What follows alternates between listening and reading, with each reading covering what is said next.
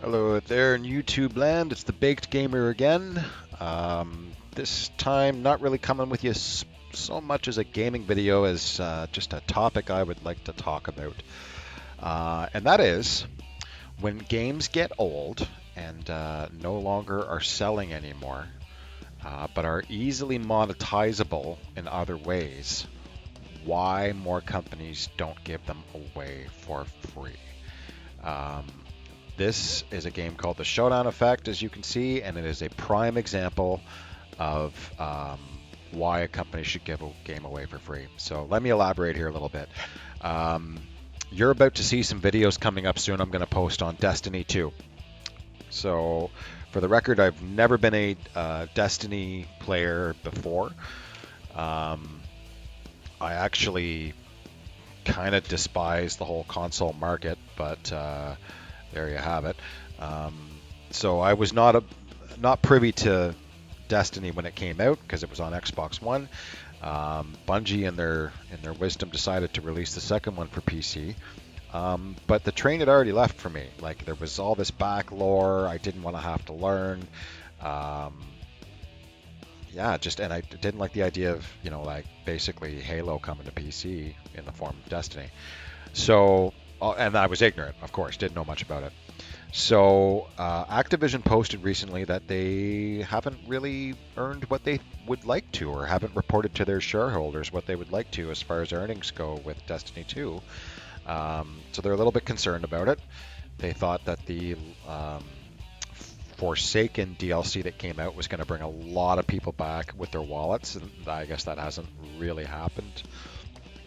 So I saw some asshat on a forum the other day talking about, if Activision's complaining the game hasn't performed, why are they giving the base game away for free for 2 weeks if it's underperforming and not bringing in money?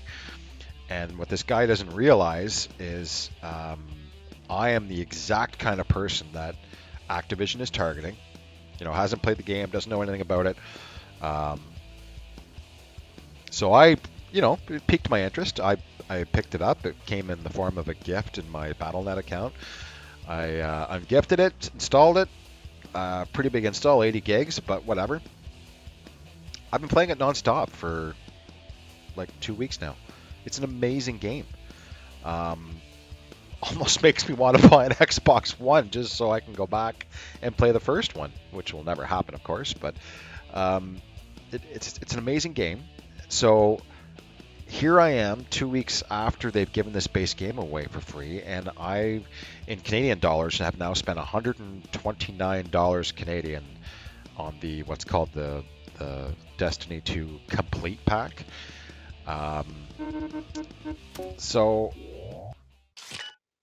like, I'm a perfect example of why you do this. This is a nightmare.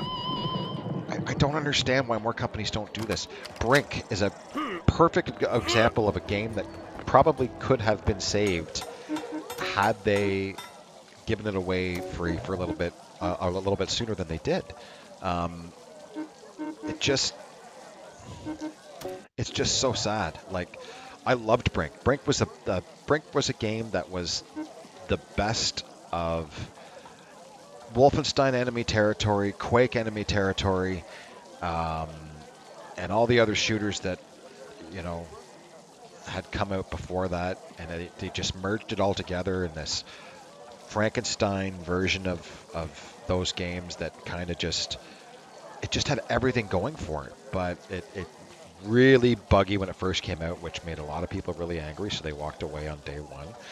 And it was totally set up to monetize for microtransactions. You know what I mean? It had the most in-depth character customizer you could have in a game, and all they had to do was, before everyone up and left the game, when it stopped making money on the base game, give the game away for free, get your developers to literally take 5 minutes and attach a microtransaction mechanic onto all those character customizers, and boom, like, you've got a game that it may be a slow drip of money, but if it's enough to keep the servers on, and if it's enough to keep the servers on and have a little bit of a profit, even if it's a few dollars at the end of the year.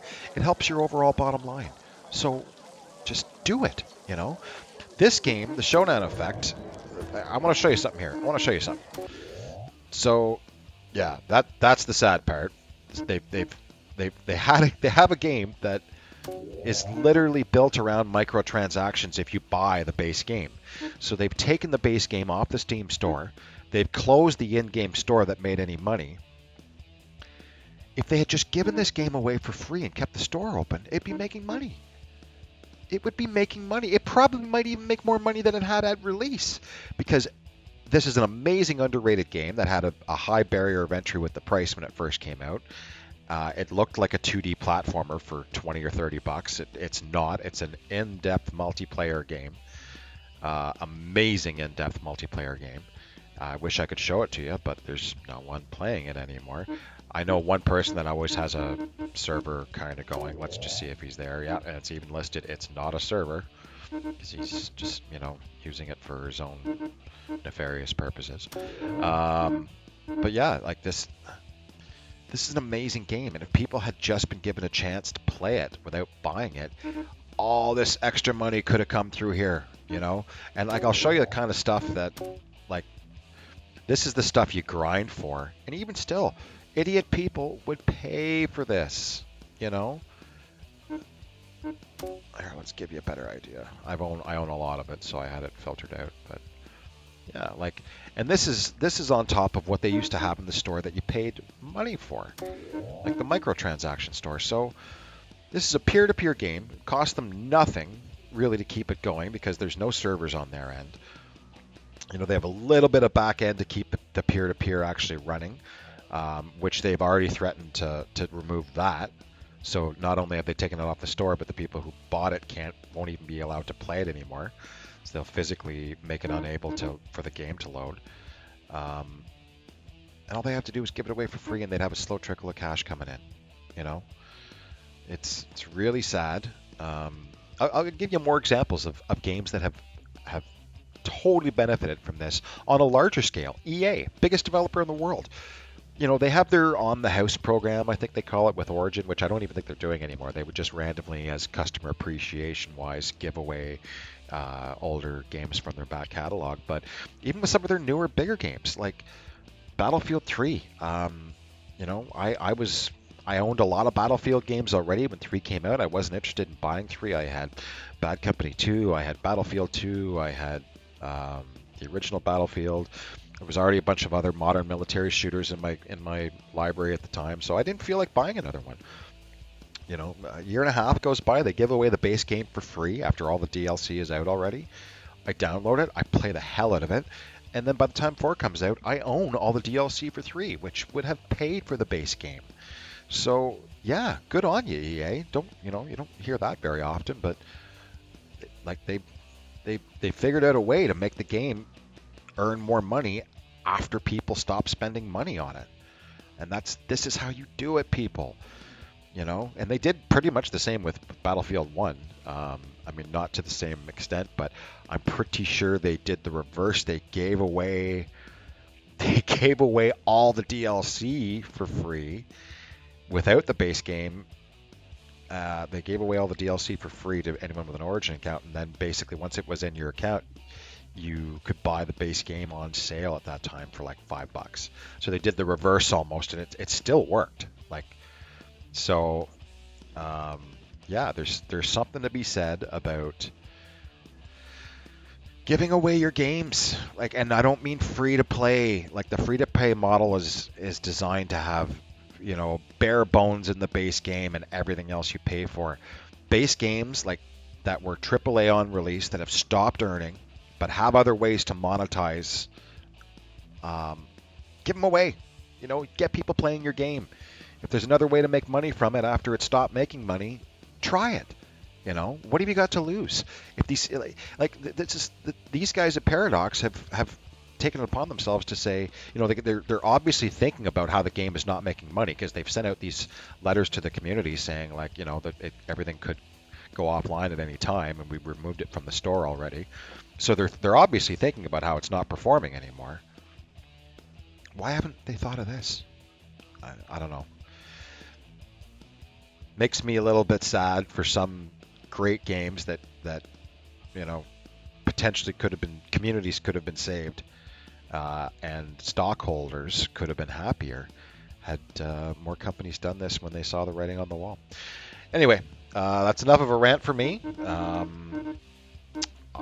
This has been the showdown effect of what's left of it. There's nobody, no ranked matches, no custom matches,